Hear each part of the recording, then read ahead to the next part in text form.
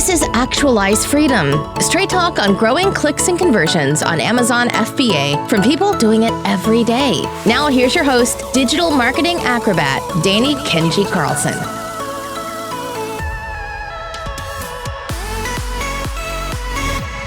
What's up, guys? Danny Carlson here with the Actualize Freedom Podcast, and we're going to jump right into this one with Emma Schermer. Hopefully I'm saying your last name right there. It's all the way from the other side of the world. It's 5 p.m. over there, 6 a.m. over here, so we are connecting through time and space to bring you this episode.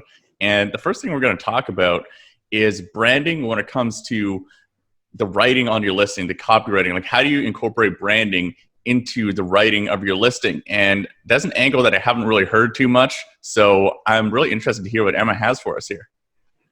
Yeah, so I think that it's something that particularly as we, and thanks for having me, by the way, but particularly as we kind of enter this new world of e-commerce where we have all of these people that were previously not shopping online that are suddenly coming on board with shopping online, as well as a bunch of other people that are already more sophisticated shoppers.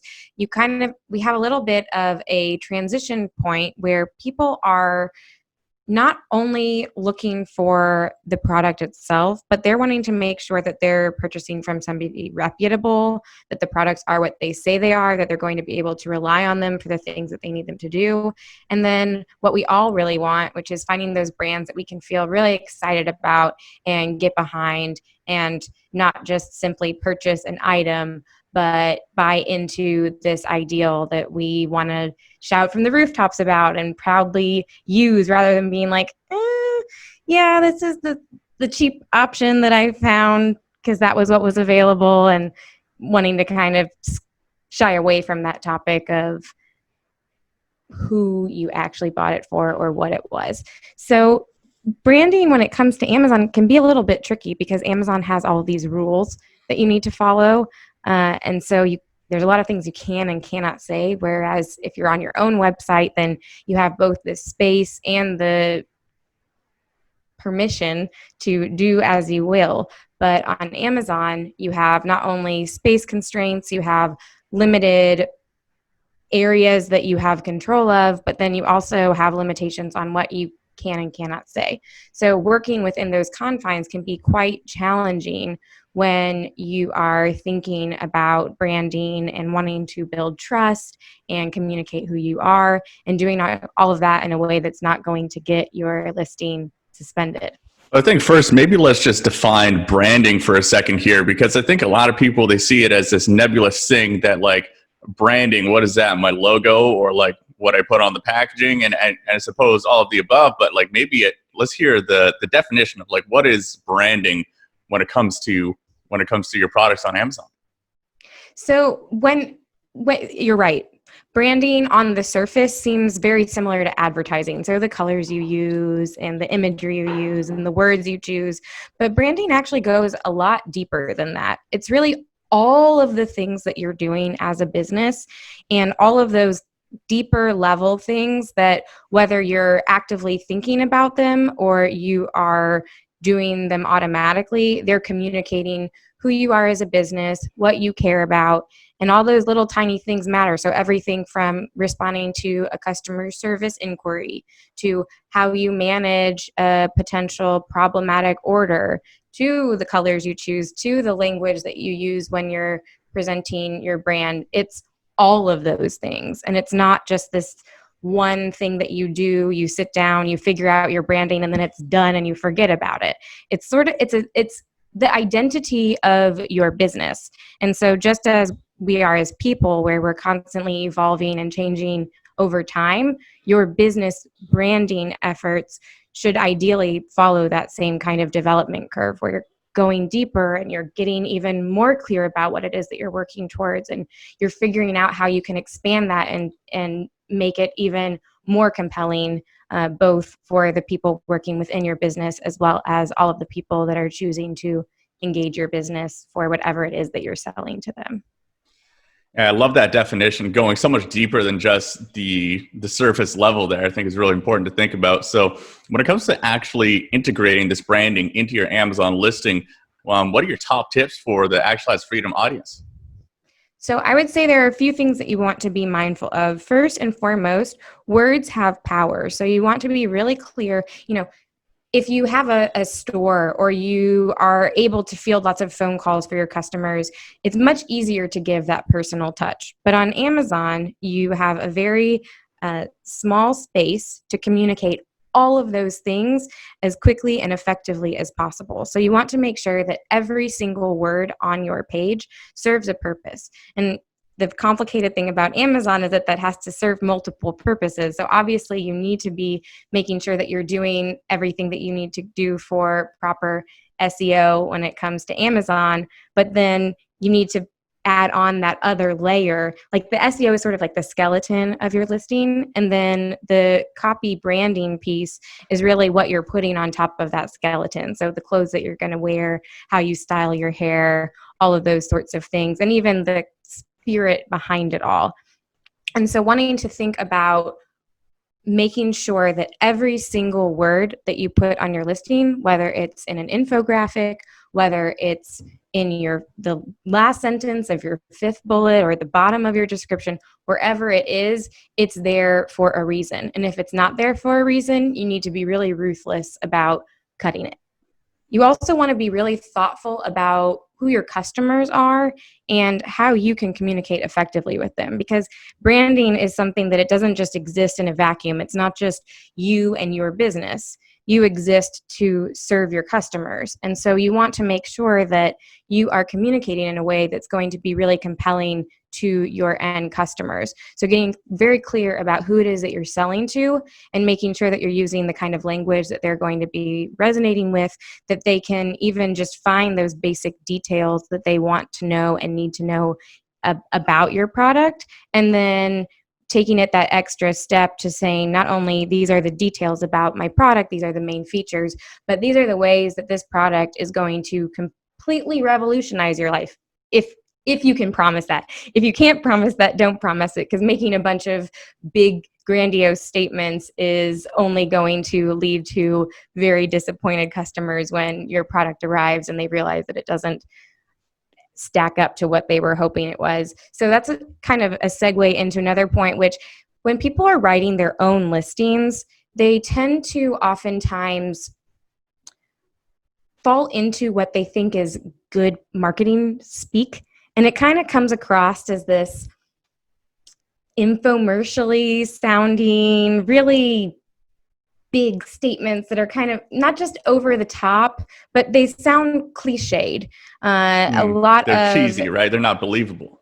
Exactly. And those were effective at one point in time, but that type of writing isn't really the kind of writing that people are responding to now. And so you see that not only in the style of packaging that companies are making, but the style of writing that they're doing, the types of advertisements that they're doing. It's less about that overt sell, and it's more about providing the information so that people just naturally understand that this is the correct product for them. So that I'm trying to think of a good example, and of course I'm just blanking, but there, all of those sorts of, really just think about what you imagine in a late night infomercial, and I see that stuff all of the time. So cut all of that out.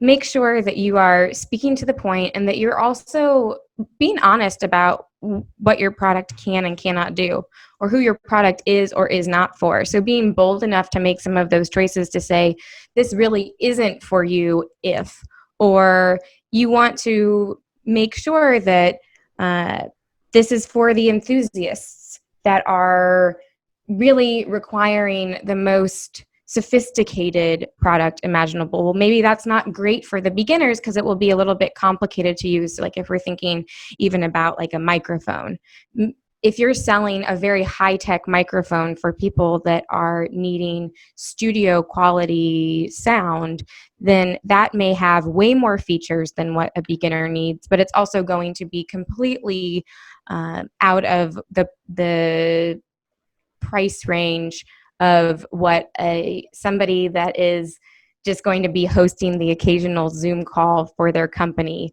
would require just to make sure that they have decent sound. And so Yeah, being so lamp clear, lighting is what you would call that. And kind of copywriting terms, that would be shining a light. That's the lamp lighting, shining a light on the thing that is undesirable about your product in order to gain more credibility with the customers, right? So it kills two birds with one stone. It makes the customers aware of something that's potentially a downfall that they would potentially give you a 1-star review for later if they didn't know about, and then all of a sudden they learn that when they open your product, right? And two, it actually builds more credibility for whatever you say next. So it's commonly used copywriting principle to set up a less believable claim. And that's not to set up something that's a lie, but that's maybe something that's a more aggressive claim about how your product is the best in its class and something else, right? And so you can build the credibility with shining the light on the thing that's undesirable to set yourself up for the less desirable claim. definitely. So you can use that as approach. You can also use it even just sometimes if you're not doing it to try to manipulate or convince in that sort of way, simply helping people understand that this isn't the product for them, because you don't want to be making sales to people that are going to get it home, realize that it's not the appropriate product for them, and then have to send it back. That's going to negatively impact your Amazon account health. That can even get your listing suspended. So you don't want to go down that route. It's not just any and every person should buy your product, but being clear about exactly who should purchase your product, and then making sure that you're tailoring that language to them and helping both the people that are your intended audience know without a shadow of a doubt that your product is definitely the one for them. And then the people that aren't also being able to say, okay, this product isn't for me, but I also am walking away from this product page having some positive feelings about this brand, because they weren't just trying to convince me. They were telling me, this isn't right for you. So I now have earned that trust a little bit more if I want to sell something else to you down the road, whether it's that I have another product that's very similar that is the correct fit, or they just happen to see you elsewhere when they're doing some other search query and they're like, hey, I don't remember exactly why this brand sounds familiar, but I have some positive feelings towards them. Like one of the principles that I really love is the mere exposure effect. Are you familiar with that? No. You just go ahead and explain. So the mere exposure effect is this theory that the more that we're exposed to something, the more favorably we'll feel towards it. And so that's one of the things that can make really frequent advertising effective. So even if you're not actively aware that you're constantly receiving messages from a particular brand, over time, you're going to start to have a more pleasant feeling towards that brand, whether you actively remember seeing those ads or not. And so something I think 30 touch points online is what one of my mentors was saying to me is about average today in e-commerce. Like 30 touch points from not knowing your brand to making the purchasing decision. And maybe for Amazon sellers, that's a little bit different just because of the nature of Amazon. People are typing in and searching specifically for one thing, so they're going to buy. But you gotta think that all these different touch points are super, super important to build that customer base over time, right? Right. And, like Amazon, you definitely have those very short funnels where somebody is typing in a query and they're making a purchase within minutes. But you also have many different types of customers. So you also have the customers, so they might start with that same exact search query as this other person that's already checked out, but they're a big researcher. So they're not just going through a few pages on Amazon, but then they're going to Google and they're searching the ones that stand out the most, and they're looking for all of those reviews. And so not only is it what you're being exposed to, but even what you're able to find. So when you're thinking about wanting to really establish your brand, you want to also be thinking about how you are appearing off of Amazon, so that when those people are going to search for more information, you're appearing and you're making your case, even if it's not within the framework of Amazon. Yeah, and I love what you're saying too about the language here, about trying to not be an infographic kind of language, the overly salesy, pitchy language. I like to call that the traveling salesman approach, right? It worked really well. It's interesting right now. I'm actually reading a book about John D. Rockefeller. And during the 1800s and early 1900s, that was the prevailing way people sold stuff, just by a lot of exaggeration and just being a little bit over the top and making promises that now might actually get them fined millions of dollars. Right. But snake oil. Yeah, the snake oil salesman, Yeah. right? It's the traveling salesman. He could get away with that stuff because he would be in and out and no one would ever see him again. And so he didn't have the problem of people leaving 1-star reviews. He already made his money and he's off to the next town for the next sucker. But unfortunately in e-commerce, that's why this stuff just really doesn't work in today's marketplace, is that consumers, they expect 100% transparency, and it's all completely there for them to see permanently on the internet, right? So as a brand, we have to be very careful about the claims that we make and use a language that is going to build trust from our customers, right? Because we don't have the luxury of being a snake oil salesman and going off to the next town for the next sucker. Yeah, that your reputation is out there for the world to see, and customers also understand the power that they hold. And so a lot of them will choose never to wield that power, but some will.